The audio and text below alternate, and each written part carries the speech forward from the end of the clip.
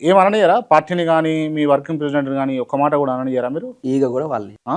ఈగ కూడా వాళ్ళని ఏం చేస్తాడు? పార్టీ మీద పార్టీ ఏం నాయకత్వం చేస్తాడు బాలరాజు యాదవ్? ఏం చేస్తాడు? ఒక కాటుకు చెప్పు దెబ్బ. అంటే ఒక నోటికి కాటుకు చెప్పు దెబ్బ. ఎంత వస్తే అంత మాట్లాడతారా మీ స్థాయిని మరిచి? అవతల వాళ్ళు ఆ? అవతల వాళ్ళు స్థాయిని మరిస్తే ఆ, మేము కూడా స్థాయిని మరుస్తాం. ఆ, అవతల వాళ్ళు తన స్థాయిని మరిచినప్పుడు మేము కూడా స్థాయిని మరచాల్సి వస్తుంది. ఉమ్.